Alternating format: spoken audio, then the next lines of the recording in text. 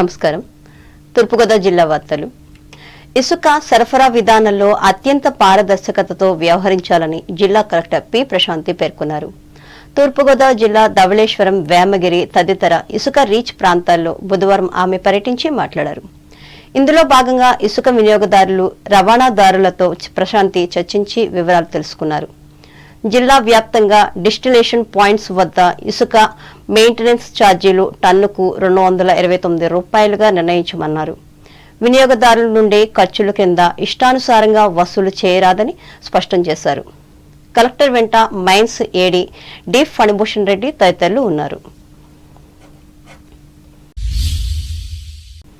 అంబేద్కర్ కోనసీమ జిల్లా వార్తలు. క్షీరాబ్ది ద్వాదశి సందర్భంగా ఆత్రేయపురం మండలం వాడపల్లి వెంకటేశ్వర స్వామివారి దేవస్థానం ఆధ్వర్యంలో బుధవారం రాత్రి గోదావరి నదిలో తెప్పోత్సవం నిర్వహించారు. అమ్మవారిని, స్వామివారిని ఆలయం నుండి పల్లెకలు తీసుకొచ్చి హంసవాహనంపై ఉంచి పూజ నిర్వహించారు. ఈ కార్యక్రమంలో దేవస్థానం ఈవో నల్లం సూర్య చక్రధర్రావు, భక్తులు పాల్గొన్నారు.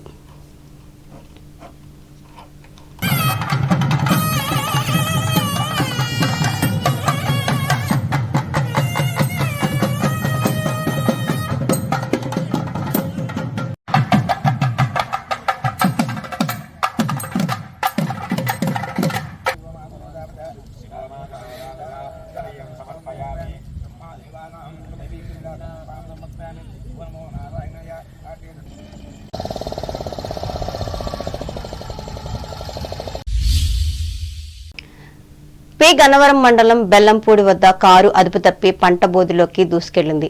శ్రీకాకుళం పెళ్లికి వెళ్లి పి గన్నవరం తిరిగి వస్తుండగా బెల్లంపూడి వద్ద కారు అదుపు తప్పింది. కారులో 4 ఉండగా 2కి తీవ్ర గాయాలు, మరో 2కి స్వల్ప గాయాలు అయ్యాయి. క్షతగాత్రులను ఆసుపత్రికి తరలించారు.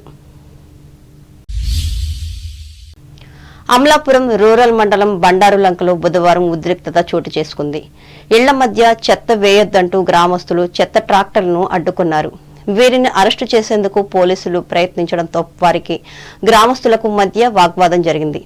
తమపై నుండి చెత్త ట్రాక్టర్లను ఎక్కించుకుని వెళ్లడంటూ మహిళలు ఆందోళన చేశారు. దీంతో గ్రామస్తులను బలవంతంగా అరెస్టు చేసి పోలీస్ స్టేషన్కు తరలించారు. గ్రామంలో భారీగా పోలీసులు మోహరించారు. ఏలూరు జిల్లా వార్తలు.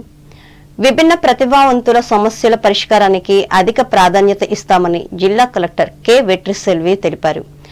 ఏలూరు కలెక్టరేట్లో బుధవారం విభిన్న ప్రతిభావంతుల సంక్షేమ శాఖ ఆధ్వర్యంలో నిర్వహించిన జిల్లా స్థాయి కమిటీ సమావేశానికి కలెక్టర్ అధ్యక్షత వహించి మాట్లాడారు. స్లాట్ ప్రకారం ప్రతి బుధ, శనివారాల్లో సదరం సర్టిఫికెట్లు జారీ చేస్తామని అన్నారు. వీరి సమస్యలను పరిష్కరించేందుకు ప్రతి నెల 4వ శనివారం ఆ శాఖ అసిస్టెంట్ డైరెక్టర్ కార్యాలయంలో సంబంధిత అసోసియేషన్ ప్రతినిధులతో సమావేశం నిర్వహించాలని ఆదేశించారు. అలాగే మానసిక అంగవైకల్యం ఉన్న వారిని సంరక్షించే విషయంలో తీసుకోవాల్సిన అంశాలపై వారి తల్లిదండ్రులకు అవగాహన కార్యక్రమం నిర్వహిస్తామని చెప్పారు. ఈ సమావేశంలో జిల్లా న్యాయ సేవాధికార సంస్థ కార్యదర్శి K Ratnaprasad, additional SP N Suryachandrarao, విభిన్న ప్రతిభావంతుల సంక్షేమ శాఖ ఏడీ ఎం రామ్ కుమార్లు పాల్గొన్నారు.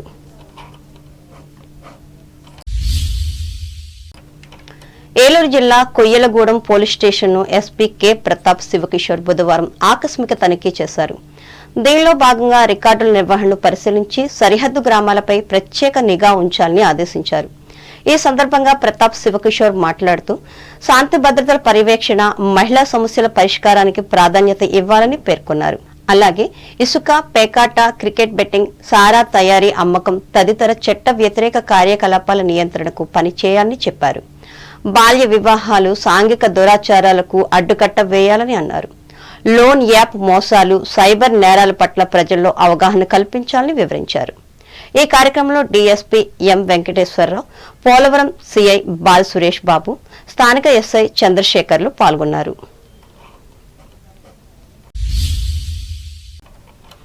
ద్వారకా తిరుమల మండలానికి చెందిన శ్రీనివాస్ జూనియర్ అండ్ డిగ్రీ కళాశాల పంగిడిగూడెం జిల్లా పరిషత్ ఉన్నత పాఠశాలలో ఇంటర్మీడియట్ 10వ తరగతి విద్యార్థులకు బుధవారం ఏర్పాటు చేసిన కెరీర్ గైడెన్స్ సభలో మానవతా ఉమ్మడి పశ్చిమ గోదావరి జిల్లా career guidance committee chairperson doctor Koduri Radhapushpavati విద్యార్థులకు శిక్షణిచ్చారు. క్రమశిక్షణతో విద్యాభ్యాసం చేసిన వారు మాత్రమే లక్ష్యాలను సాధించగలరని సూచించారు. ఫస్ట్ సి ఏంటంటే మన వరస్ట్గా మనల్ని ఎక్కడికో తీసుకెళ్ళిపోయేది విజ్ఞానం కోసం ఉపయోగించుకోకుండా మనం వరస్ట్గా ఉపయోగిస్తున్నది ఏంటంటే సెల్ ఫోన్. ఆ సెల్ ఫోన్ని మనం వదిలేయాలి. ఉదయం దగ్గర నుంచి పిచ్చుకలు వంటి పక్షి జాతులన్నీ కూడా నశించి పోతున్నాయి. కాబట్టి ఆ సెల్ ఫోన్ని మీరు విజ్ఞానం కోసం ఉపయోగించండి. దాన్ని పూర్తిగా పక్కకి పెట్టండి చదువుకున్నంతసేపు. మీకు తెలుసా ఐఏఎస్లు ఐపీసీఎస్లు సాధించిన వాళ్ళు సంవత్సరాల తరబడి సెల్ ఫోన్ని పక్కన పెట్టేస్తారంట. వాళ్ళు ఒక రూమ్లోకి వెళ్ళిపోయి వేరే ప్రపంచంలో ఉంటారంటండి. అంత దీక్షగా ఉంటే కానీ ఆ గ్రూప్ 1లో అవి కూడా సాధించలేరు. తర్వాత మనం ఎంతో ఇలాగా ఏంటి అది సెల్ ఫోన్ తర్వాత మనం ఎంతగానో ఉపయోగించుకునేది ఏంటి అంటే మనకి కేబుల్ టీవీ ప్రసారాలండి. ఆ కేబుల్ టీవీ అందులో మన లేడీస్ని విలన్గా చూపించే ఈ కార్యక్రమంలో మానవతా సంస్థ తణుకు శాఖ అధ్యక్షులు కటారి శారదాదేవి, నాయకులు డి ప్రభాకర్ రావు, త్రిపుర రమేష్లు పాల్గొన్నారు. పెన్షన్దారులు తమ జీవిత ప్రమాణాల పత్రాలను తమకు తామే డిజిటల్ విధానంలో సమర్పించుకునేలా కేంద్ర ప్రభుత్వం యాప్ను రూపొందించి అమలు చేసిందని కేంద్ర పెన్షనర్స్ వెల్ఫేర్ శాఖ అసిస్టెంట్ డైరెక్టర్ మంజు గుప్తా పేర్కొన్నారు. ఏలూరు యూనియన్ బ్యాంక్ రీజనల్ కార్యాలయంలో ఈ యాప్పై బుధవారం నిర్వహించిన అవగాహన కార్యక్రమంలో ఆమె ముఖ్య అతిథిగా పాల్గొని మాట్లాడారు. పెన్షన్దారులు కార్యాలయాల చుట్టూ తిరగక అక్కర్లేదని అన్నారు. దీని ద్వారా సులువుగా లైఫ్ సర్టిఫికెట్లను అప్లోడ్ చేయవచ్చని తెలిపారు.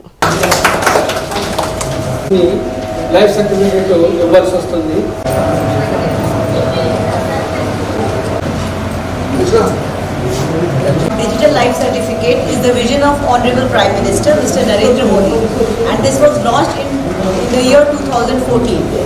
So, but then biometric devices were used, and then we saw that with age the finger impression was changing.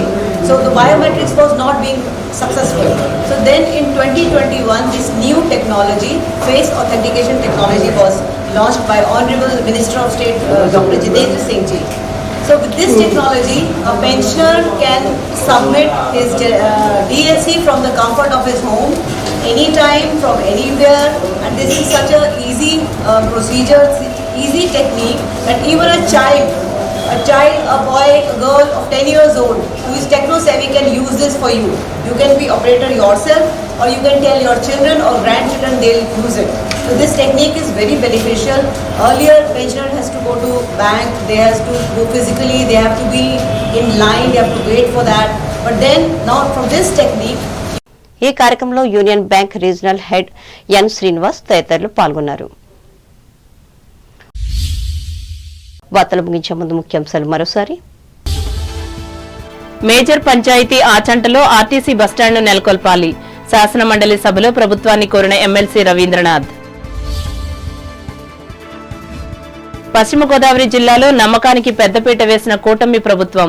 హర్షం వ్యక్తం చేసిన తెలుగుదేశం, జనసేన శ్రేణులు. అత్తిలి ప్రభుత్వ జూనియర్ కళాశాల నిర్మాణానికి నిధులు కేటాయించాలి. అసెంబ్లీలో ముఖ్యమంత్రికి విజ్ఞప్తి చేసిన తణుకు ఎమ్మెల్యే ఆర్మిల్లి. రాష్ట్ర బడ్జెట్లో మహిళల అభివృద్ధికి ప్రాధాన్యతనిచ్చిన ముఖ్యమంత్రి చంద్రబాబు నాయుడు. తణుకులో పేర్కొన్న చేనేత డెవలప్మెంట్ కార్పొరేషన్ మాజీ చైర్పర్సన్ వావిలాల. తణుకులో ఘనంగా గానకోకిల సుశీల జన్మదిన వేడుకలు. ఆమె పాటలను ప్రశంసించిన రిటైర్డ్ ఉపాధ్యాయులు రాంప్రసాద్. పర్యావరణ పరిరక్షణ కోసం విద్యార్థులు ఉద్యమించాలి.